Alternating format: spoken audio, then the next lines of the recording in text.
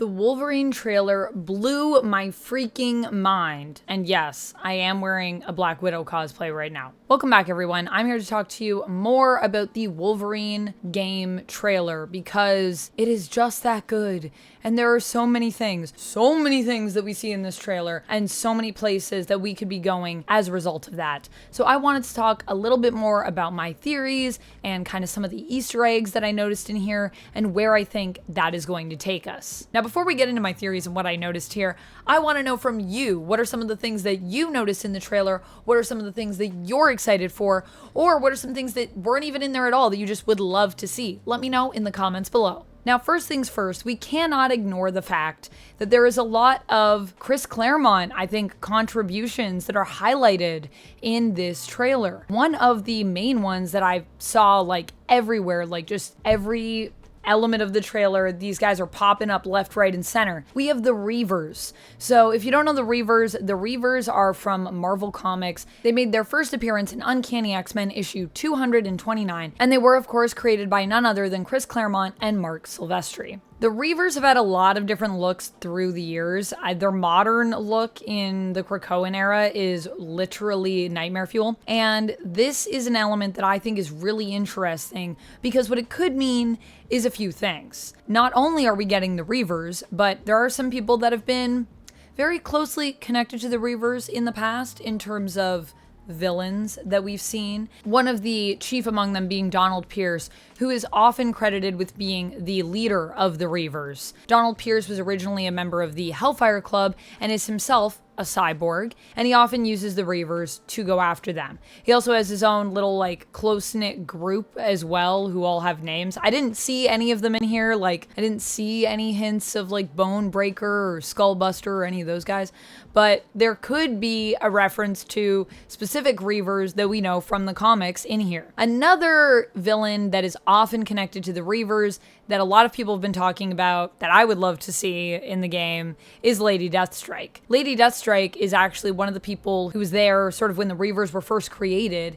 They basically were initially working for the Hellfire Club, and then they ended up getting like really messed up and as a result became cyborgs. And from that point on, they kind of just became like people who volunteer to become cyborgs, and being cyborgs became their whole like brand. So Lady Deathstrike, why do we all want her in the game? Well, she is probably one of the most famous Wolverine villains, especially if you're like a big comic book person. Lady Deathstrike is Yuriko Oyama, who has specific beef with Wolverine because she believes that Wolverine kind of like stole the adamantium bonding process that was her dad's, which is also really messed up. She has a really messed up relationship with her dad, but ultimately she's kind of after it for that revenge, and she herself also has adamantium. She has adamantium like kind of claws or fingernails that she uses when she fights against Wolverine. But so that's a little bit about Lady Deathstrike and why we would like her in there. Of course, there is also some famous settings that we're seeing here. Chief among them is, of course, Madripoor. Now, why do we all love Madripoor? Well, it's a super cool made-up city in Marvel Comics. It kind of reminds me a little bit of like Singapore, I guess, if I had to compare it to anything. It's a city that is known for basically profiting off of crime. It was also initially led by Prince Baran, who himself is basically a massive criminal doing lots of shady stuff. And the other thing is that it has like this uber rich area, but it also has Low Town, which is the really poor area. And that's the area that I believe Wolverine is going across when you see him sort of jumping across the tin roofs and you can see the big city in the background. I'm pretty sure he's in Low Town at that point. There's also the Princess Bar, which has been the focus of some stories, a major location during the Claremont era especially, and also during the Larry Hama era of Wolverine. Very classic eras that people that love Wolverine are probably familiar with. But Princess Bar is also a place I'd love to go to. It's a place where we initially are hanging out with characters like Spider-Woman, Jessica Drew, who also ends up in Madripoor with Wolverine back when he's in his patch persona, and her friend Lindsay McCabe, who recently came back in the Spider-Woman comic that was done by Carla Pacheco, which is a run that I really like. And I love Lindsay. I feel like she's such a cool like side character. She is an actress who is often associated with being kind of like a B or C level like talent. However, Prince Baran happens to just be like a mega fan of her. So when they're in Madripoor and they like get in trouble with the prince, she kind of is able to help smooth everything over because the prince just like is her like #1 fan. So she's just really fun, and she's also used her acting before to actually help out the heroes. And of course, I love Jessica Drew as Spider-Woman, so I'd love to see either of them make a cameo appearance. I'm not betting too much on that theory, but you never know. Madripoor, Princess Bar, it could happen. There's another supporting character, I guess, from that era, and that is Tiger, who also ends up going on to become kind of a love interest of Wolverine's as well. She herself is also kind of a crime boss in Madripoor, but she's a cool crime boss because she doesn't do any of like the terrible crimes. She is considered to be, I guess, the good crime boss. She's better than most. She's still shady, but like somewhat honest as a shady person, if that makes sense. Of course, more recently in Madripoor, we've also seen characters like Viper. So Viper, I think, would be another cool character to see. If you don't know Viper, she's been Madam Hydra. At one point, I think she was also married to Wolverine, and then they had to like get a divorce. So that's a whole thing that happened. So Viper's another cool character that's been connected to Madripoor that I think would be interesting to see, just because she's a cool character. We also have a cool villain that is featured in this trailer, and that is Omega Red. If you do not know Omega Red, prepare yourself because you're about to get to know him, and he is super, super cool. So Omega Red is another cyborg who is from Russia, and he is a mutant as well. He's kind of like a life energy vampire. He can also emit like death spores that just insta-kill people depending on how strong they are, but he typically can like drain your life. He also is super strong, super durable. He also has a regenerative healing factor, very much like kind of on par with Wolverine. And he also underwent a process that basically merged him with a metallic substance. Basically, in Soviet Russia, they didn't have adamantium, but what they did have was carbonadium. He also has this synthesizer that basically people usually have and use to control him. It's a device that stabilizes him because for Omega Red, he actually needs to siphon energy off people to even be able to survive after he bonded with the carbonadium.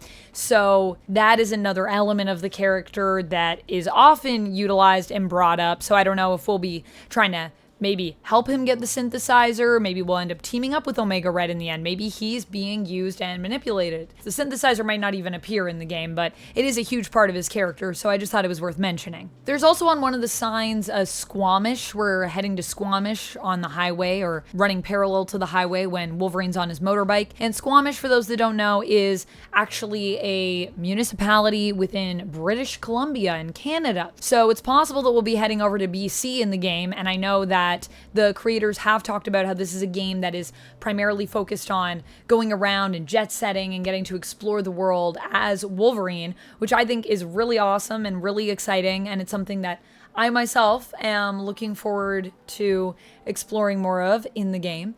So it's very possible that we could be in BC. Obviously, we also see mountainous regions. There's snow. I think that could also be in Canada, but it might not be. I mean, it doesn't have to be that could be anywhere, but feels kind of BC-ish to me. There's also another area that I think we're going to be going to, and that is Japan. There's some Japanese signage that we see in the game, and Japan is a huge area for Wolverine in terms of his history and his lore and all of that stuff. Japan is a place that I feel like for Logan can sometimes be like a second home, like a home away from home. He has met two of his greatest loves there, Itsu, who is the mother of Daken, or Akihiro as he's known now in the comics, and Mariko Yoshida, who is part of the Yoshida clan. Her dad was a massive crime boss when she was growing up. She wanted to be with Wolverine, another character also that was created by Chris Claremont and John Byrne. And she loved Wolverine deeply, and they almost were together, but unfortunately tragedy struck, as it usually does. So Mariko has a huge influence on Wolverine in his life, and she ends up dying, but then she's also kind of been brought back, and there's a huge storied history there that we could be exploring as well. There's so much potential when it comes to the Japanese stuff with Wolverine for us to explore if we wanted to go there, you know what I mean? We also get to see another villain outside of Omega Red. Mystique also appears here, and Mystique is a very interesting character. I would love to see her in Destiny in this game. I think that would be really cool. But something that I love about Mystique is that her and Wolverine have such an interesting relationship where they have been allies in the past. They've even been lovers. Her and Logan go way, way back to the times of the Wild West, a sort of heist gone sideways. Mystique's an interesting character because although she is a villain, sometimes she does team up with the heroes and sometimes even finds herself on the side of the heroes in conflicts, even though I would say she is pretty neutral. I'd say she's pretty true neutral in terms of her alignment usually. What I would say Mystique is usually about is her own interests. She is really just interested in helping herself and fighting for the things that she believes in, and if that aligns with someone else, that's fine, until it doesn't, and then she'll stab you in the back. And then, of course, we also have the Sentinels appearing at the end of the trailer. We have one Sentinel that we see, and I am wondering what this could mean, and if we might also even get more X-Men. Obviously, one of the more recent things that comes to my mind in terms of the Sentinels is at the beginning of the Krakoan era when the team goes out to fight them and loses, and then we find out about the whole they can come back to life because they can regenerate because of the 5 on Krakoa. But I also think, of course, of X-Men 97, where we've seen them reappear recently and some of the cool fights we got there. And I am wondering if the Sentinel appearing here means we could see some other X-Men cameos as well. But who knows if we could also see Trask, who of course is known as the creator of the Sentinels. He could make his appearance here. I will say the Sentinel story, the first one that happened in the X-Men comics when Stan Lee and Jack Kirby were creating X-Men together back in the day, is one of the most terrifying reads, I think. Still, I feel like it's such a good fight for the X-Men because they are so out of their depth, and it's like a situation of like, how in the heck are we going to get out of this? And yet they manage to pull together and use their teamwork to do so. So when I often think of Sentinels, I think of the X-Men team, and I think of how a lot of the times it requires all of them to take down a Sentinel. So I don't know if that means we'll get any X-Men here. Maybe you'll be doing it solo, but I'm hoping we will, because I think that would be really cool. And of course, because we're going back to the Claremont days and to Madripoor, there are a few other characters that I was thinking of, although I think these guys are less likely to appear, but they are fun, like smaller characters in the comics that I would just love to see because I feel like they're really cool and they have had some interesting stories, and in one case, quite an interesting relationship with our main character here, Wolverine. So there's Bloodscream and there's Roughhouse, and Roughhouse honestly is such an interesting character, kind of goes from becoming a villain to becoming someone that like Logan actually has to go in and save in the end, kind of a reluctant ally. Roughhouse ends up being taken in by Geist and driven insane. Geist is also a very interesting villain. I don't know if he'll appear here, but the whole idea of how Wolverine goes from fighting this guy to ending up like pitying this guy and ending up saving him in the end, I just feel like it's such an interesting relationship that they have. So I'd love to see something with either Roughhouse or Bloodscream or both of them. I think that would just be fun as someone that loves to nerd out about the comic book stuff, as I do. But yeah, those are my thoughts on the trailer. There's a lot, obviously, that we could be doing with it. There's tons and tons and tons of history when it comes to Wolverine, which brings me to my next point. Something that I want to do more of here is kind of break down some of the comics for you guys and just talk about some of the stories that I love and get you hyped about them and give you like a little bit of insight to help you find what you want to read, because a lot of people do come to me just in my life and ask for recommendations for reading. And obviously I haven't read everything, but I have read a lot, and there is a lot that I love to recommend to people. I love to help people find books that speak to them, that they can connect with. I just love reading, guys.